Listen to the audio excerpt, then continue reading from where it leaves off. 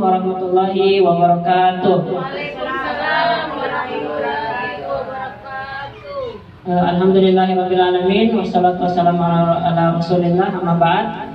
Puji syukur kehadirat Allah Subhanahu wa taala yang mana pada hari ini kita diberikan kesempatan dan kesehatan sehingga dapat melakukan proses belajar mengajar di sekolah kita.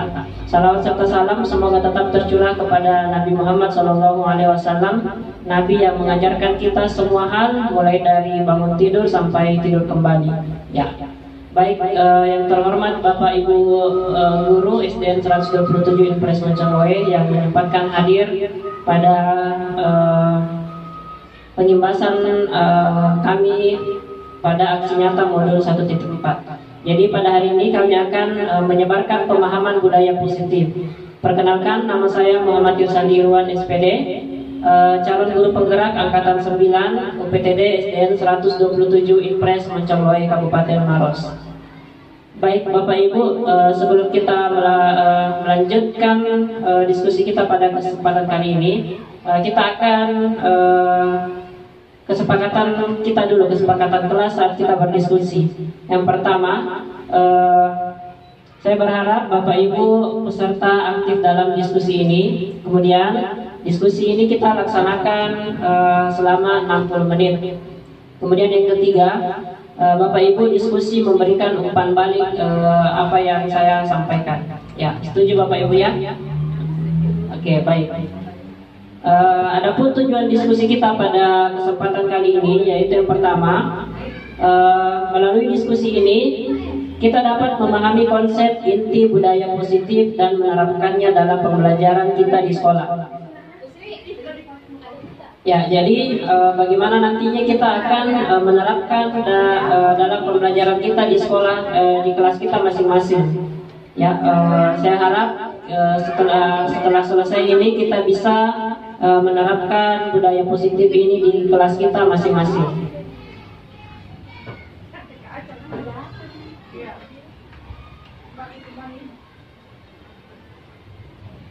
Ya, selanjutnya konsep inti budaya positif. Konsep inti budaya positif ada di sini beberapa. Yang pertama, perubahan paradigma belajar. Yang kedua, disiplin positif. Yang ketiga, nilai-nilai kebajikan. Yang keempat, kebutuhan dasar manusia. Yang kelima, motivasi perilaku manusia. Selanjutnya, posisi kontrol guru. Selanjutnya, keyakinan kelas dan segitiga restitusi. Baik, sebentar kita akan diskusikan beberapa konsep inti budaya positif ini. Di sini ada menurut Ki Hajar Dewantara bahwa pendidikan itu adalah menuntut segala kodrat yang ada pada anak agar mereka dapat mencapai keselamatan dan kebahagiaan yang setinggi-tingginya, baik sebagai manusia maupun sebagai anggota masyarakat. Ya, jadi ini adalah perkataan dari Ki Hajar Dewantara. Nah, selanjutnya murid kita itu Bapak Ibu, ya silakan masuk Ibu. Ya, murid kita itu Bapak Ibu yang pertama unik dan berbeda. Setiap peserta didik kita semuanya unik dan berbeda, mempunyai keunikan yang berbeda-beda di setiap kelas kita. Kemudian yang kedua mempunyai bakat. Ya, jadi masing-masing murid kita itu mempunyai bakat. Jadi tidak semua anak-anak kita pintar matematika. Ya, ada mungkin yang tidak paham sekali matematika, tapi mereka jago dalam olahraga.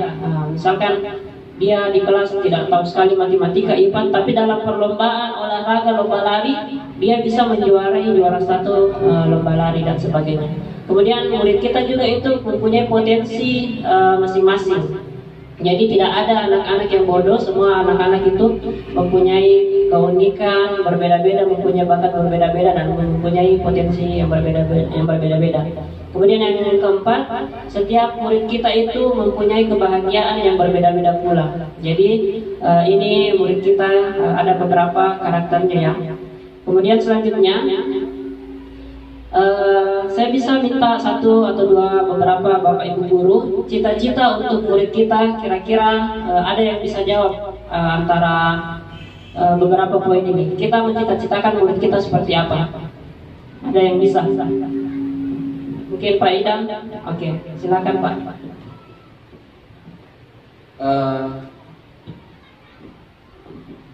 Cita-cita kita pemimpin sebagai pemimpin murid, saya bercita-cita ke depan murid saya beriman dan bertakwa.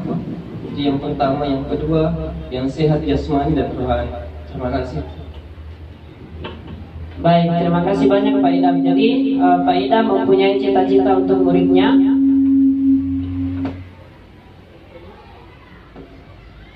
Ya, yaitu yang memimpikan murid-murid yang beriman dan bertakwa. Baik, ya bagus sekali ya. Mungkin ada lagi yang lain. Apa yang kita cita-citakan untuk murid kita? Ada mungkin Ibu Cia? Oke, silakan Ibu Cia. Yang dicita-citakan untuk murid itu kita memimpikan murid yang memiliki karakter sesuai dengan pendidikan Pancasila, seperti itu mungkin Pak. Ya, baik, terima kasih banyak Ibu Cia. Jadi Ibu Cia memimpikan murid-murid yang berkarakter sesuai dengan Pancasila. Oke, baik, terima kasih. Mungkin itu saja dulu beberapa perwakilan. Selanjutnya, nah di sini ada beberapa perubahan paradigma belajar yang perlu kita atau perlu Bapak Ibu ketahui. Jadi pembelajaran dengan paradigma baru merupakan pembelajaran yang dirancang berdasarkan prinsip pembelajaran berdiferensiasi, sehingga para peserta didik belajar sesuai kebutuhannya, yaitu berdasarkan tahap perkembangan sesuai teori psikologi modern, yaitu untuk mewujudkan profil pelajar Pancasila, yaitu di mana memuat kemampuan apa yang disukai serta bagaimana cara belajar mereka. Selanjutnya, di sini ada miskonsepsi tentang teori kontrol. Di sini ada miskonsepsi tentang teori kontrol. Yang pertama itu ilusi guru mengontrol murid. Ya. Kemudian yang kedua, ilusi bahwa semua penguatan positif, efektif, dan bermanfaat. Jadi ini miskonsepsi semua ya. Kemudian yang ketiga, ilusi bahwa kritik dan membuat rasa bersalah mampu menguatkan karakter. Nah ini juga yang miskonsepsi yang tidak benar. Kemudian yang keempat, ilusi bahwa orang dewasa berhak memaksa. Ya. Selanjutnya, di sini ada stimulus respon, di mana ada stimulus respon dan teori kontrol. Di sini ada beberapa perbedaan, bisa Bapak Ibu guru lihat. Yang pertama, realitas atau kebutuhan kita sama. Berbeda dengan teori kontrol. Teori kontrol itu menyatakan realitas atau kebutuhan kita berbeda. Jadi setiap kita berbeda-beda kebutuhannya, ya, bukan sama. Kemudian yang kedua, semua orang melihat hal yang sama. Ini stimulus respon. Adapun perbedaan dari teori kontrol, setiap orang memiliki gambaran berbeda. Jadi setiap kita memiliki gambaran yang berbeda. Tidak semua kita memiliki hal yang sama. Yang ketiga, kita mencoba mengubah orang agar berpandangan sama dengan kita. Ini stimulus respon. Jadi kita tidak berhak mengubah peserta didik kita atau orang lain agar berpandangan sama dengan kita. Nah, yang seharusnya kita lakukan yaitu teori kontrol. Kita berusaha memahami pandangan orang lain tentang dunia. Ya, jadi kita semua di sini mempunyai pendapat yang berbeda-beda. Bagaimana kita berusaha memahami pandangan orang lain tentang dunia atau apa yang mereka lihat. Kemudian yang keempat, perilaku buruk dilihat sebagai suatu kesalahan. Nah, jadi kalau ada anak-anak kita berbuat buruk, itu kita sudah langsung mengatakan bahwa itu adalah kesalahan. Namun pada teori kontrol itu semua perilaku memiliki tujuan. Jadi perlu kita dalami dulu perilakunya atau kesalahannya, ya. Kemudian yang selanjutnya, orang lain bisa mengontrol saya, itu pada stimulus respon. Tapi dalam teori kontrol hanya kita yang bisa mengontrol diri kita. Jadi mungkin kalau kita lagi bermasalah atau lagi beberapa emosi, itu tidak benar bahwa orang lain bisa mengontrol kita. Yang benar adalah hanya kita sendiri yang bisa mengontrol diri kita. Kemudian yang selanjutnya, saya bisa mengontrol orang lain, itu pada stimulus respon. Adapun pada teori kontrol, Anda tidak bisa mengontrol orang lain. Nah, ini hampir sama dengan yang di atas, ya. Anda tidak bisa mengontrol orang lain, ya. Mereka lah yang bisa mengontrol dirinya sendiri. Kemudian yang selanjutnya, pemaksaan ada pada saat bujukan gagal. Nah, teori kontrolnya, kolaborasi dan konsekuensi menciptakan pilihan-pilihan baru. Konsensus dapat menciptakan pilihan-pilihan baru. Kemudian yang terakhir, model berpikir menang atau kalah. Nah, pada teori kontrol itu model berpikir menang-menang. Ya, jadi nanti akan kita bahas ini, ya, pada segitiga restitusi. Kemudian selanjutnya,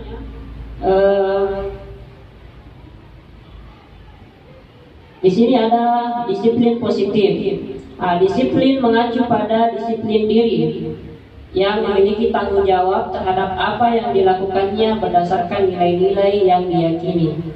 Kemudian yang kedua, disiplin positif merupakan salah satu cara penerapan disiplin yang bertujuan menumbuhkan kesadaran serta memperdayakan peserta didik tanpa imbalan penghargaan, ancaman atau hukuman.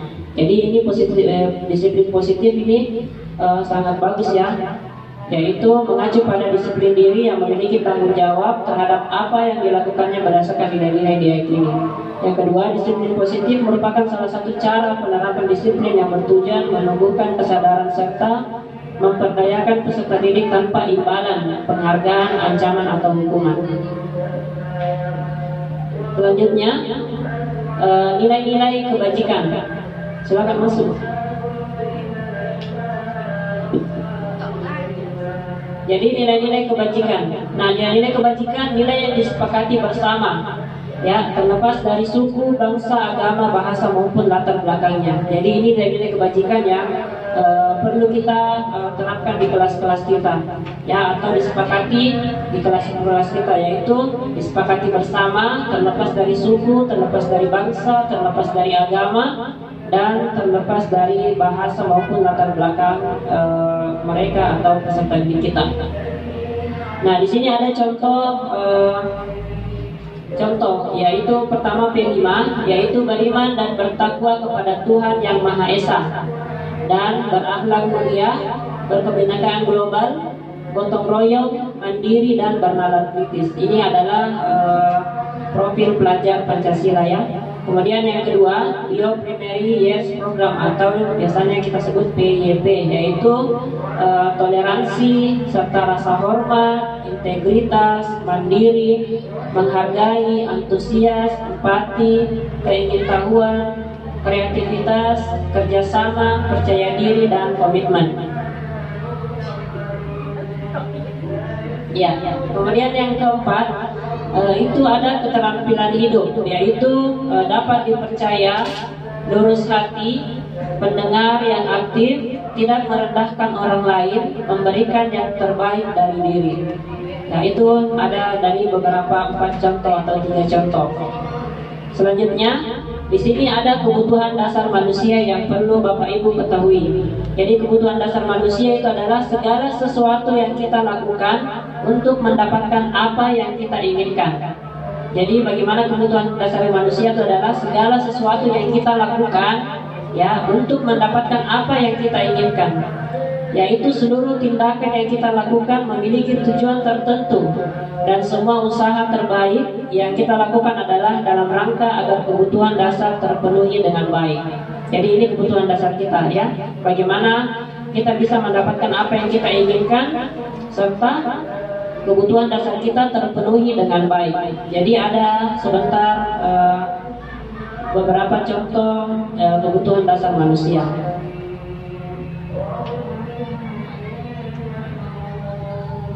Nah, di sini ada 5 kebutuhan dasar manusia yang perlu Bapak Ibu ketahui. Yang pertama, kebutuhan dasar manusia itu adalah bertahan hidup. Nah, semua manusia itu ingin bertahan hidup. Dengan cara apa? Dengan cara makan, pakaian, dan tempat tinggal, keamanan dan kesehatan. Ya, semua kita di sini memerlukan makanan. Itu adalah kebutuhan dasar kita. Selain makanan, kita juga membutuhkan pakaian untuk pakaian, baik itu baju, celana, dan sepatu dan sebagainya. Kemudian yang terpenting juga adalah tempat tinggal supaya kita bisa bernaung dari hujan dan panas matahari, serta keamanan kesehatan. Nah, kebutuhan dasar manusia yang kedua adalah kasih sayang dan rasa diterima. Nah, jadi setiap manusia itu memiliki atau ingin dikasih sayang, tidak terlepas dari murid-murid kita, serta rasa diterima. Jadi rasa diterima dari keluarga kita, dari teman-teman kita, dari kolega kita, itu adalah kebutuhan dasar manusia.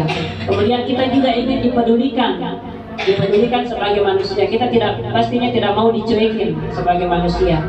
Kemudian berbagi. Kita juga sebagai makhluk sosial, kebutuhan dasar kita adalah berbagi, baik itu berbagi ilmu, berbagi apa saja. Kemudian kerjasama, menjadi bagian dalam kelompok. Itu adalah kebutuhan dasar manusia yang kedua. Kemudian kebutuhan dasar manusia yang ketiga adalah penguasaan. Nah, kita membutuhkan penguasaan sebagai manusia. Apa contoh penguasaan? Yaitu harga diri. Nah, kita semua manusia mempunyai harga diri, ya, tidak ingin direndahkan, tidak ingin diejek dan sebagainya. Kemudian keinginan untuk dianggap. Nah, kita menginginkan diri kita dianggap bahwa kita adalah seorang manusia, kita mempunyai potensi, kita mempunyai bakat dan sebagainya. Kemudian yang selanjutnya memimpin. Nah, sebenarnya kalau kita di sini semua adalah pemimpin, baik itu pemimpin dalam keluarga, pemimpin dalam kelas, pemimpin dalam masyarakat, pemimpin dalam keluarga dan seterusnya. Kemudian berprestasi, diakui dan didengar. Nah, ini juga dalam contoh penguasaan. Ya, jadi kita juga berhak berprestasi serta diakui oleh orang lain atas prestasi kita dan ingin kita didengar atas apa yang menjadi keluhan kita atau sebagainya. Kemudian yang keempat, kebutuhan dasar manusia yaitu kita semua menginginkan yang namanya kebebasan. Nah, kebebasan di dalamnya yaitu mandiri, memiliki pilihan, mencoba hal baru, mampu mengendalikan ke arah dirinya. Ya, kemudian yang terakhir, kebutuhan dasar manusia yang kelima adalah kesenangan. Nah, semua kita di sini memiliki kebutuhan dasar kesenangan yang di dalamnya yaitu bermain, humor, antusiasme dan tertawa. Ya, semuanya pasti kita pernah bermain. Begitu juga dengan peserta didik kita. Ya, pasti semuanya kesenangannya mau bermain serta humor. Ya.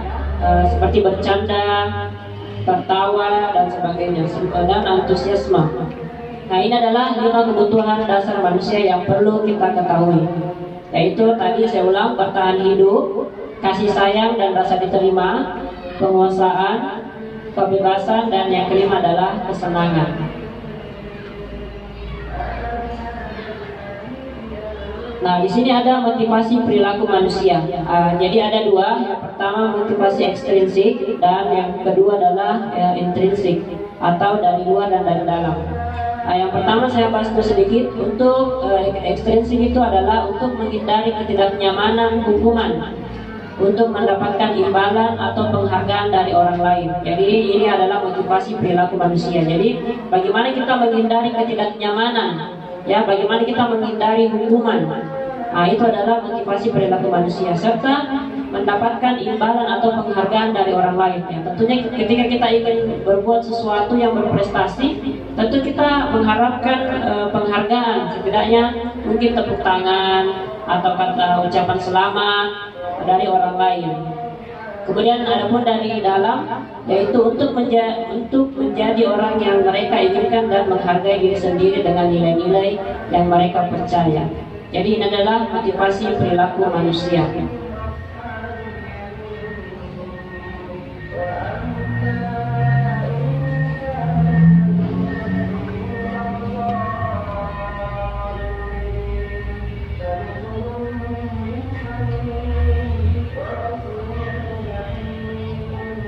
Ya, di sini juga ada perbedaan antara hukuman, konsekuensi, dan restitusi. Di sini perlu kita ketahui sebagai seorang guru, ya, bahwa perbedaan antara hukuman, konsekuensi, dan restitusi. Hukuman itu yang pertama tidak terencana. Kemudian hukuman itu yang kedua, murid tidak tahu apa yang akan terjadi atau tidak terjadi atau tidak dilibatkan. Kemudian yang ketiga, bersifat satu arah, yaitu berupa hukuman fisik atau psikis. Jadi ini adalah hukuman. Jadi tidak terencana. Kapan dia berbuat salah, langsung kita hukum. Ya, itu tidak terencana. Kemudian yang kedua, murid tidak tahu apa yang akan terjadi pada dirinya. Disuruh berlari kah, disuruh kengkring, push up, atau sebagainya. Kemudian bersifat satu arah, yaitu berupa hukuman fisik atau psikis. Jadi kita hanya bersifat satu arah. Dihukum fisik, mungkin lari keliling lapangan, atau psikis seperti mungkin dicela, dimarahi, dan sebagainya. Itu hukuman. Nah, sedangkan konsekuensi itu terencana atau disepakati sesuai peraturan. Itu tadi perbedaannya. Kalau tadi itu tidak terencana, kalau konsekuensi terencana atau disepakati sesuai peraturan. Jadi sudah ada memang kesepakatan yang kita buat. Jadi kalau dia bersalah, baru dari kesepakatan itulah yang terencana. Kemudian yang kedua, murid tetap dibuat tidak nyaman. Sikap guru selalu memonitor murid. Itu kalau konsekuensi.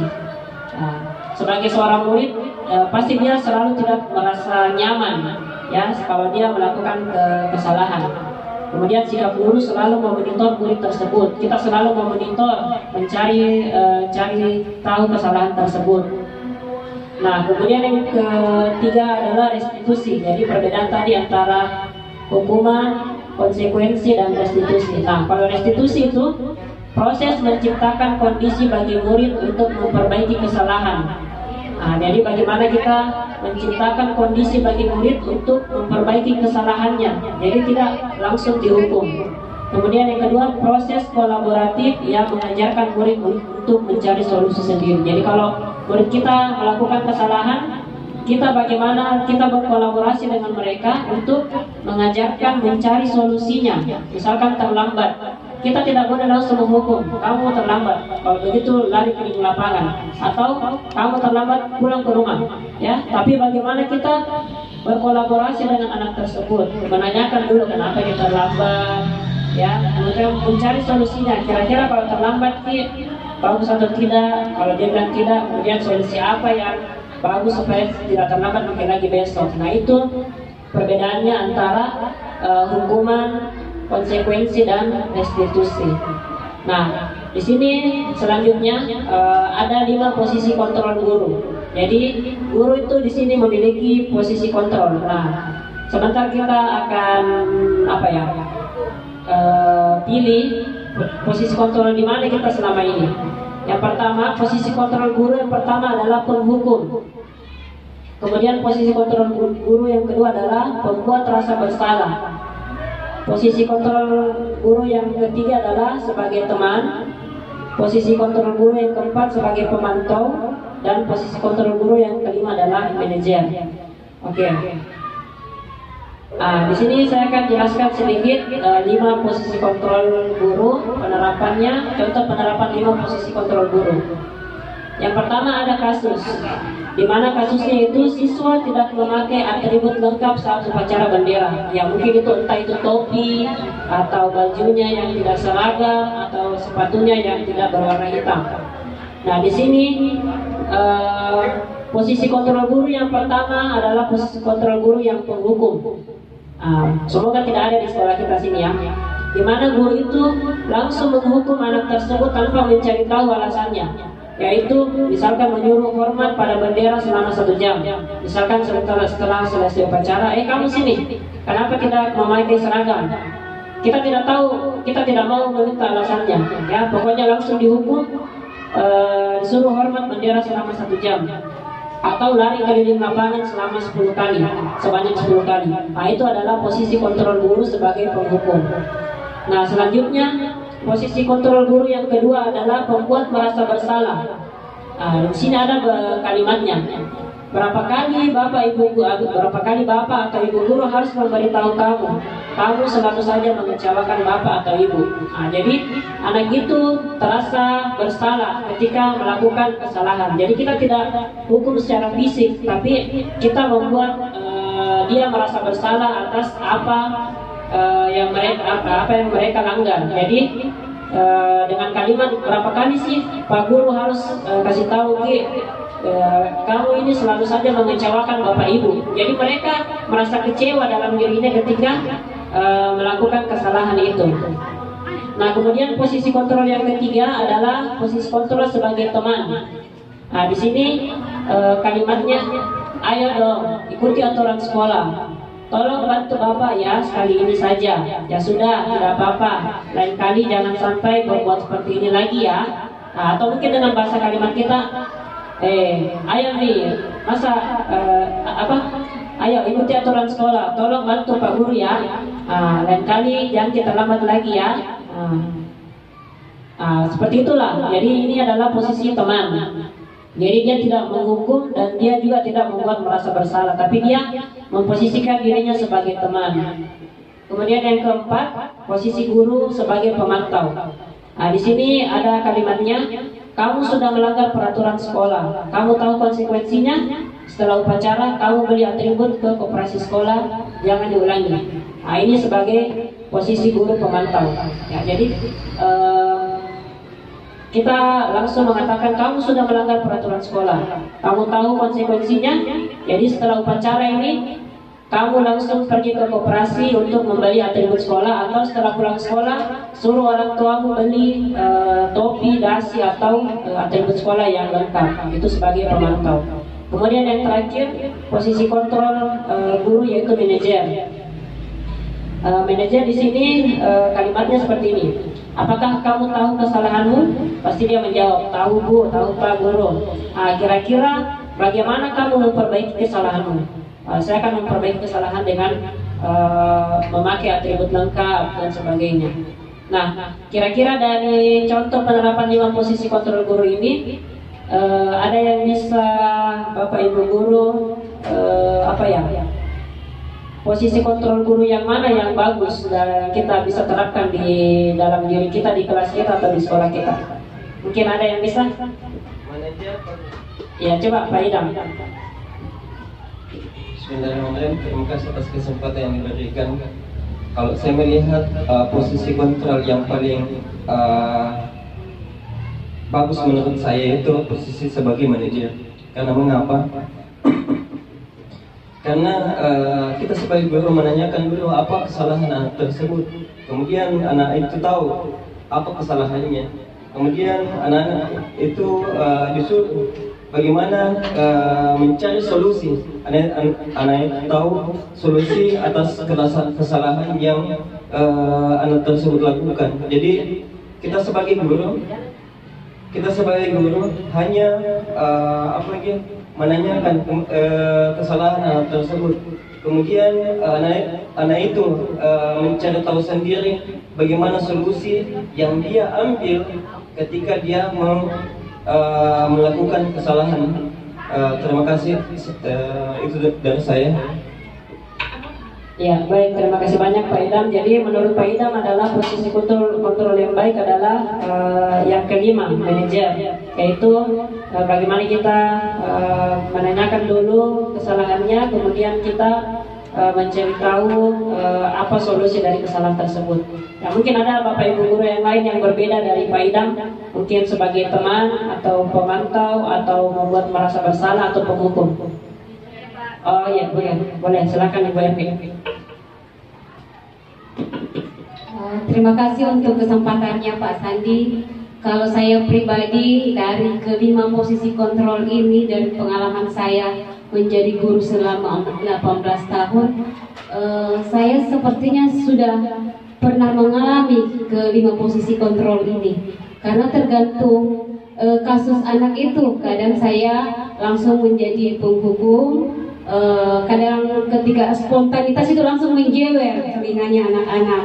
Kemudian kalau di kelas, kalau misalkan di kelas itu saya misalnya kasusnya ruangannya itu kotor, saya langsung bilang tidak dikasihnya sama ibu, sebentar ibu yang dibanding-bandingkan dengan wali kelas lain, seperti itu. Dan kasus yang lain juga kadang saya jadi teman ketika mereka keluar main, saya dengarkan cerita mereka, kemudian juga kadang jadi pemantau. Tapi setelah apa yang Pak Sandi paparkan, saya akan belajar bagaimana itu proses berrestitusi Pak Sandi, seperti itu dari saya.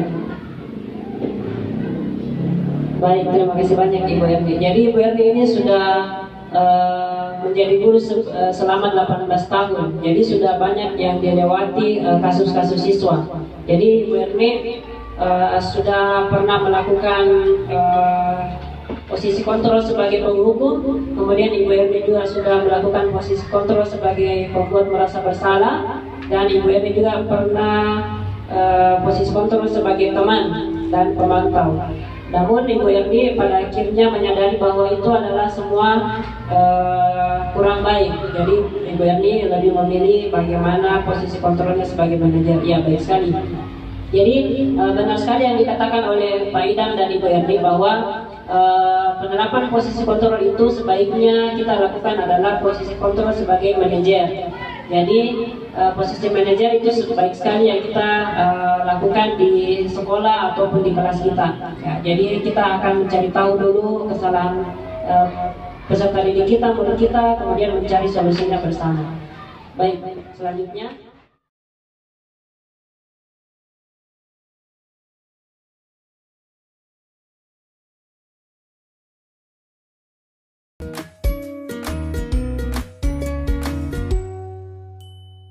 Salam bahagia Ibu dan Bapak guru hebat. Dalam penerapan disiplin positif restitusi, salah satu program yang dikembangkan adalah 5 posisi kontrol. 5 posisi kontrol dalam restitusi adalah proses perjalanan seorang pendidik agar dapat mengenali dirinya. Pada video kali ini, kita akan membahas tentang 5 posisi kontrol yang dikembangkan oleh Diane Goossen dan contoh penerapannya.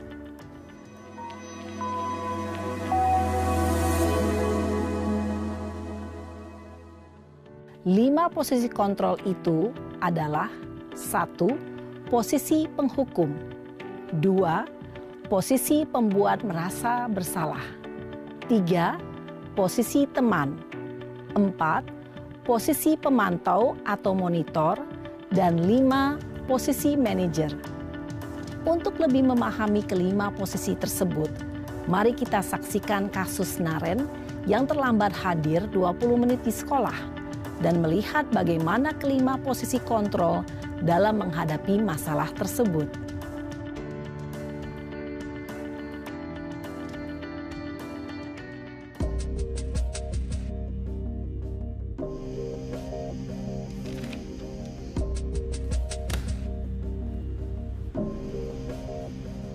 Naren! Sini kamu! Selamat pagi, Bu. Selalu terlambat. Kamu deh, pasti terlambat. Maaf, Bu. Saya... Apa? Apa coba? Alasan kamu apa lagi? Kapan sih kamu tidak terlambat? Malas sekali ya kamu jadi anak. Saya... Dasar pemalas. Gak kapok-kapok sih kamu. Sudah berapa kali terlambat? Sana, kamu keliling lapangan basket 2 kali. Kenapa saya harus keliling lapangan basket, Bu? Kenapa? Kamu mau lawan ibu? Berani-beraninya jawab. Sudah terlambat, masih berani jawab pula. Sekarang, keliling lapangan basket 5 kali sekalian. Biar kapok. Cepat, pergi sana ke lapangan basket. Posisi penghukum biasanya berbicara dengan nada tinggi, menghardik, menunjuk-nunjuk, menyakiti, dan menyindir. Hukuman bisa berupa fisik maupun psikis. Ibu dan bapak guru hebat. Dampak yang terjadi pada murid ketika guru berada pada posisi penghukum adalah murid cenderung akan memberontak, bahkan menyimpan dendam.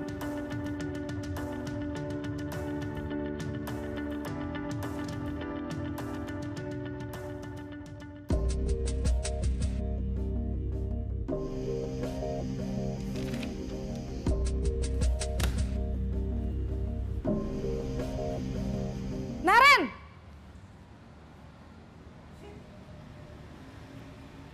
Selamat pagi, Bu. Naren.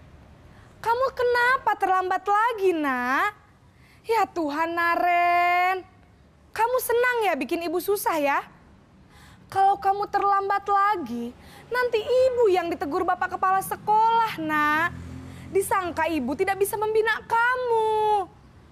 Duh, gimana ini? Maaf, Bu. Duh, Gusti Naren.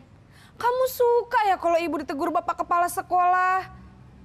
Terus, sekarang ibu harus tulis apa ini di buku absen? Ini kamu sudah sering terlambat loh. Ibu harus apa coba? Maaf, Bu. Maaf sekali. Ya sudah, lain kali jangan bikin ibu susah lagi ya, nak ya. Ibu tidak akan kuat lagi kalau kamu begini terus. Bisa jantungan kalau ibu ditegur bapak kepala sekolah. Sana cepat ke kelas. Maaf ya, Bu. Maaf sekali. Posisi pembuat rasa bersalah berbicara dengan nada tenang, cenderung lembut. Namun kata-kata yang diutarakan membuat murid merasa menjadi orang yang gagal. Memandang buruk dirinya sendiri, merasa tidak berharga, dan tidak sanggup membahagiakan orang lain. Ketika guru mengambil posisi pembuat rasa bersalah, murid akan menganggap dirinya yang bersalah dan ia akan menyimpan emosi negatif tersebut di dalam dirinya.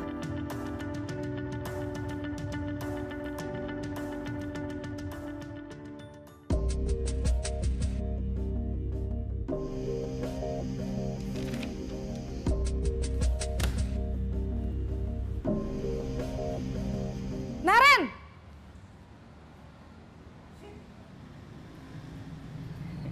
Selamat pagi, Bu. Wah, sudah jam berapa ini, nak? Terlambat lagi ya, sayang. Iya, Bu. Habis ibu saya lupa bangunkan saya, Bu.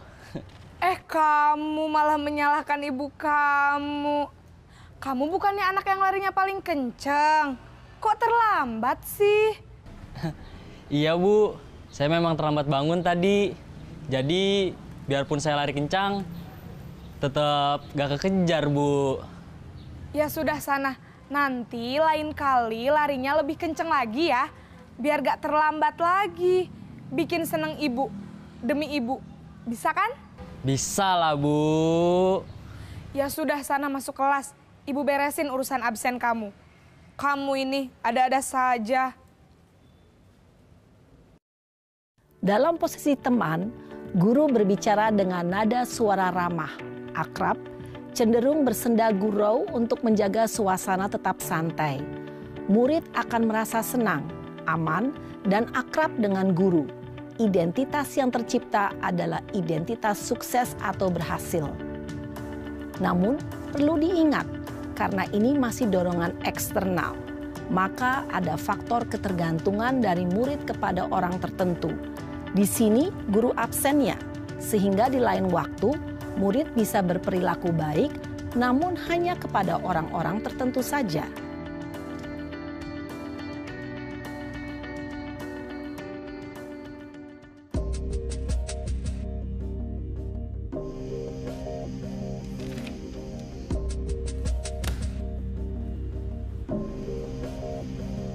Naren!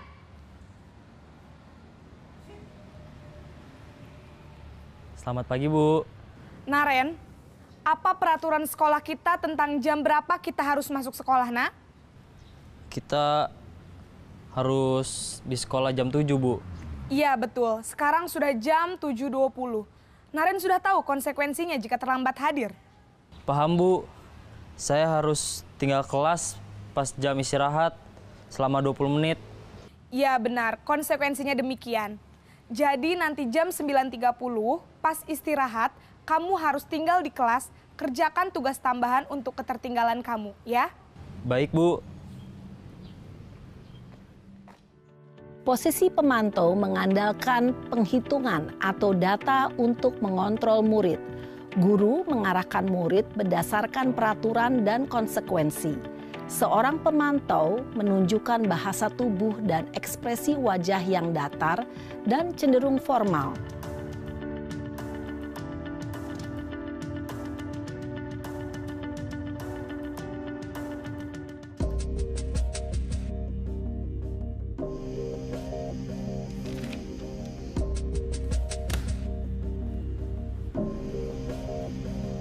Naren!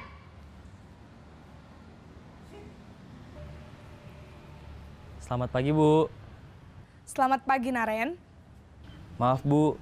Saya terlambat. Iya, sekolah masuknya jam 7, sekarang sudah jam 7.20. Jadi sekarang bagaimana ini, Naren? Maaf, Bu. Saya lupa setel alarm saya semalam. Baiklah, menurut kamu, keyakinan sekolah yang mana yang perlu kamu tingkatkan? Menghargai diri sendiri dan orang lain mungkin ya, Bu. Setuju. Jadi, apakah Naren meyakini prinsip saling menghormati tersebut? Iya, Bu. Saya meyakininya. Apakah Naren bersedia memperbaiki masalah keterlambatan ini? Bersedia, Bu. Bagaimana kamu akan perbaiki masalah keterlambatan ini? Saya akan coba untuk tidak lupa menyetel alarm saya, Bu. Baik, kalau Naren lupa menyetel alarm di rumah, ada orang yang kira-kira bisa bantu mengingatkan tidak? Ada, Bu.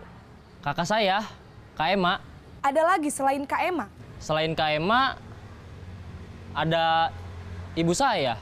Baik, jadi yang mengingatkan Naren adalah Kak Ema dan ibu kamu ya? Kira-kira akan mulai setel alarm kapan nih, Naren?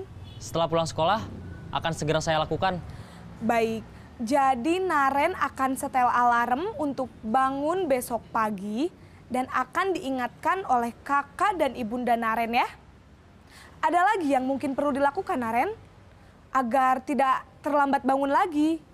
Tidak ada, Bu. Baik, Naren. Terima kasih untuk kerjasama kamu. Sekarang kamu perlu kembali ke kelas untuk belajar. Baik, Bu. Terima kasih. Posisi manajer adalah posisi kontrol yang disarankan untuk membimbing murid memiliki sikap disiplin yang positif, yaitu murid yang mandiri, bertanggung jawab, dan dapat memecahkan masalah. Tujuan dari posisi ini adalah agar murid dapat berefleksi atas tindakannya. Guru akan dengan tulus memberikan pertanyaan-pertanyaan bermakna, sehingga membuat murid dapat belajar dari kesalahannya dan mencari sebuah solusi untuk menyelesaikannya. Ibu dan bapak guru hebat, setelah mengamati adegan kelima posisi kontrol tadi, kira-kira posisi mana yang paling ideal? Posisi mana yang dapat menunjang motivasi intrinsik murid? Ya, tentu posisi manajer. Posisi ini memang posisi ideal yang ingin dituju setiap pendidik. Pada posisi inilah, guru dapat menerapkan disiplin positif yang berpihak pada murid, yang memerdekakan murid. Perjalanan seorang pendidik tentunya tidak mudah untuk sampai pada posisi seorang manajer. Namun, tujuan kita pasti, yaitu menciptakan murid-murid yang mandiri, merdeka, dan bertanggung jawab. Semoga penggambaran 5 posisi kontrol yang telah diperlihatkan ini dapat menjadi ajang refleksi bagi kita semua, agar dapat terus mengasah dan menerapkan disiplin positif yang memerdekakan murid. Mari terus berlatih dan bersemangat. Selamat menerapkan. Salam dan bahagia, Ibu dan Bapak Guru hebat.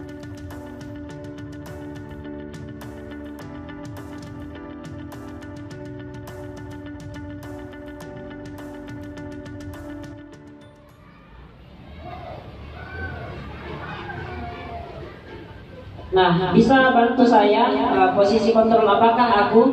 Yang pertama, saya kecewa sekali dengan kamu. Apa kira-kira? Teman, guru, teman, apa tadi? Membuat rasa bersalah. Apa? Oke, membuat rasa bersalah, benar, terima kasih. Kemudian yang kedua, kamu tidak pernah benar melakukannya. Kira-kira posisi kontrol guru apa?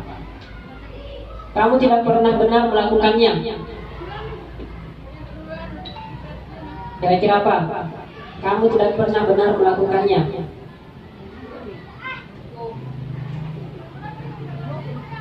Apa? Penghukum. Pemantau. Oke, yang ketiga, apa rencanamu untuk menyelesaikan masalah ini?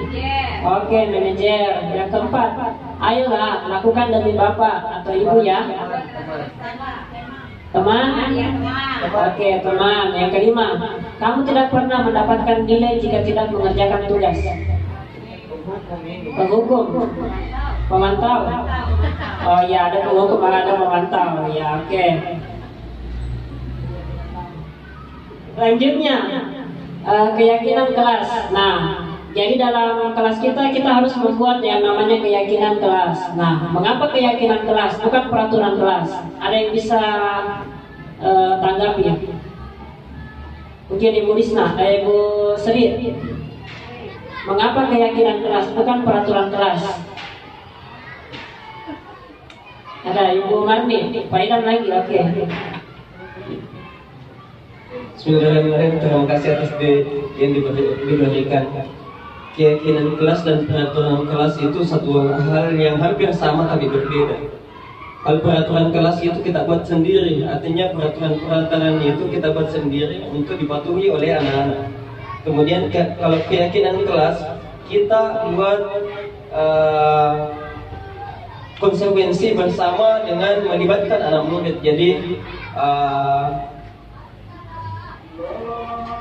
peraturan itu dibuat kita bersama kita sebagai guru dan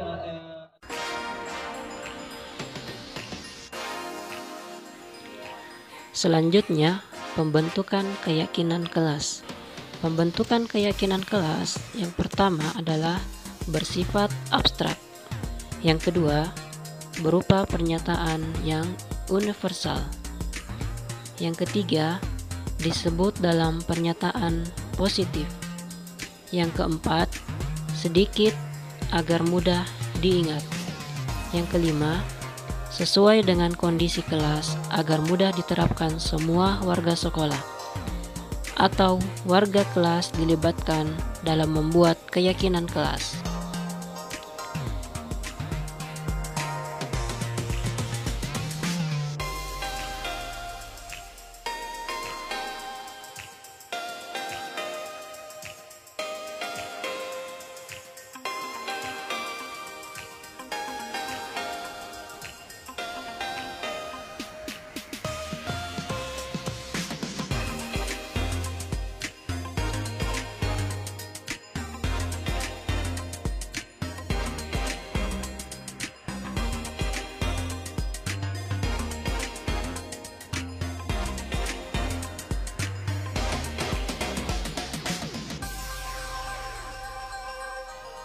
Segitiga restitusi.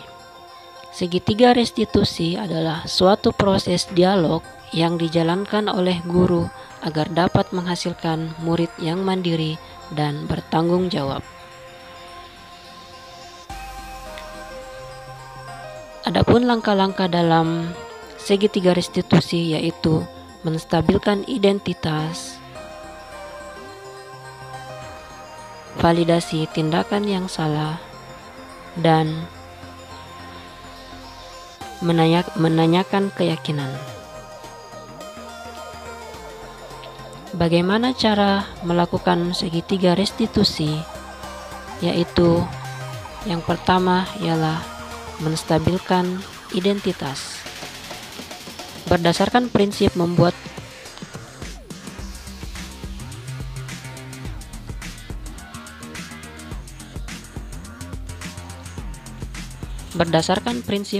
kesalahan adalah bagian dari proses pembelajaran. Contoh kalimat menstabilkan identitas adalah berbuat salah itu wajar, tidak ada manusia yang sempurna. Bapak guru pernah juga melakukan itu. Bapak guru tidak mau mencari siapa yang salah, tapi Bapak ingin mencari solusi dari permasalahan ini. Kamu berhak merasa begitu, dan sebagainya.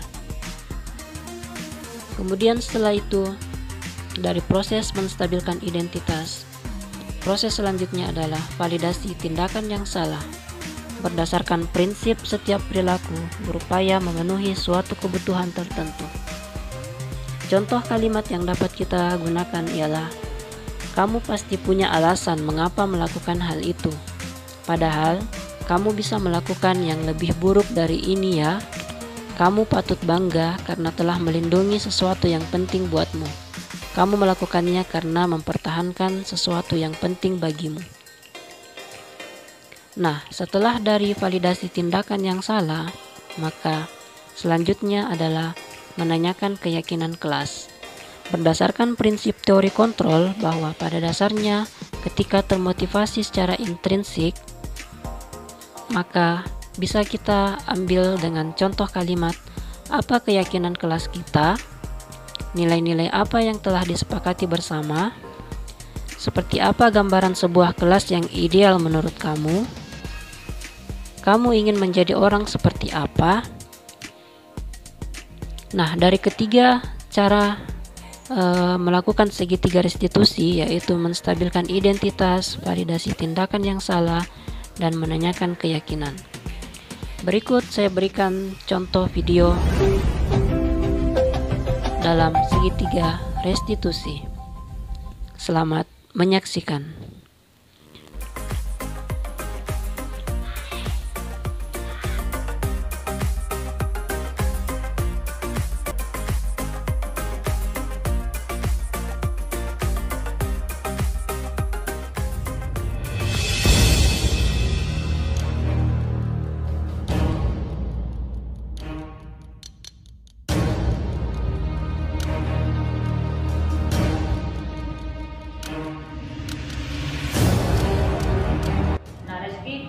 Hari datang kita lambat toh? Iya Pak, Anda terlambat. Menurut ingatan Kak Reski, berapa kali kita datang terlambat? Sudah 5 kali Pak Bu. Menurut Kak Reski, sering datang terlambat itu merupakan suatu kesalahan atau tidak? Iya Pak Bu, datang terlambat itu suatu kesalahan. Baik Kak Reski, sebuah kesalahan itu manusiawi. Setiap orang pasti pernah berbuat kesalahan. Nah, sekarang bagaimana caranya kita bisa memperbaiki kesalahan tersebut? Setujukah kita untuk memperbaiki kesalahan itu? Iya Pak, setuju. Oke nah, kita cari solusinya sama-sama nah. Reski sering datang terlambat pasti punya alasan toh. Kenapa dia selalu datang terlambat ke sekolah? Karena saya sering begadang Pak, main game, apalagi malam balik terlambat bangun. Nah, kalau terlambat ke sekolah sesuai keyakinan kelas atau tidak? Tidak Pak Bu. Menurut Reski, keyakinan kelas apa yang kita langgar? Keyakinan kelas yang saya langgar Pak Guru adalah disiplin. Menurut Reski, disiplin itu penting tidak untuk Reski? Penting Pak, karena membuat saya dapat sekolah tepat waktu dan menghargai waktu. Nah, betul sekali, karena disiplin dan menghargai waktu itu sangat penting sekali untuk kita ya. Iya Pak, saya menyesal meminta maaf karena sering datang terlambat ke sekolah. Oke nak, bagus sekali sikapnya Reski karena sudah mengakui kesalahannya dan ingin meminta maaf kepada Pak Guru. Nah, selanjutnya apa yang Reski lakukan supaya tidak datang lagi terlambat? Saya tidak akan begadang lagi dan main game sampai jam 6. Iya, jadi Nak Lesti sudah menemukan solusinya, saya tidak akan terlambat lagi. Nah, Pak Guru akan berkoordinasi dengan orang tua Nak, saya tidak akan mungkin terlambat di sekolah Nak. Sekarang boleh istirahat. Iya, Pak.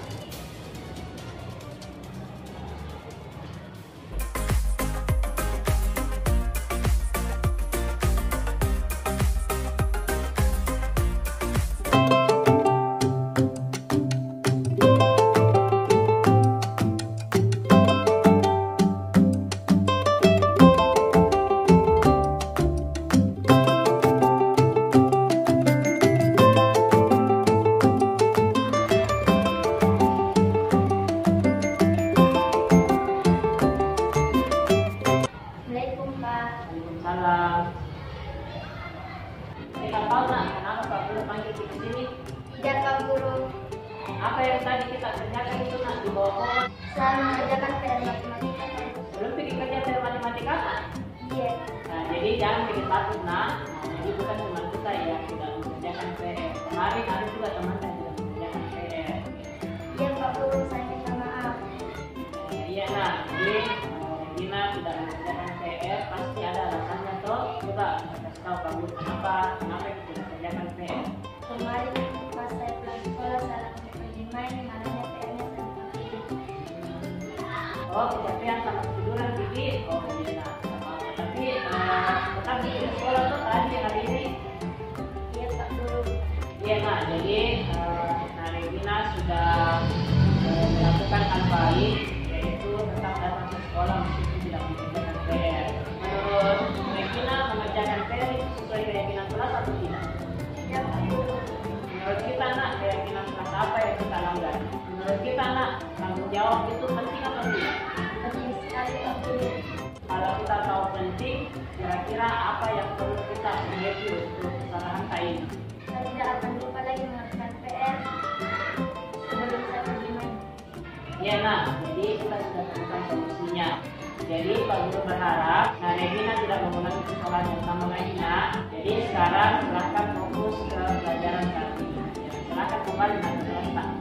Iya, Pak, terima kasih banyak. Assalamualaikum warahmatullahi wabarakatuh. Perkenalkan, nama saya Regina Adinda Wardani, siswa kelas 6A SD 127 IPS Mancunulai.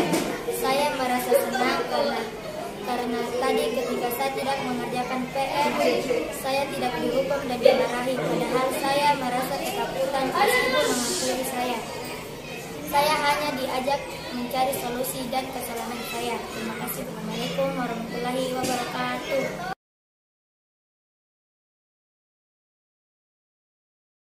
Itu tadi video restitusi yang telah saya lakukan.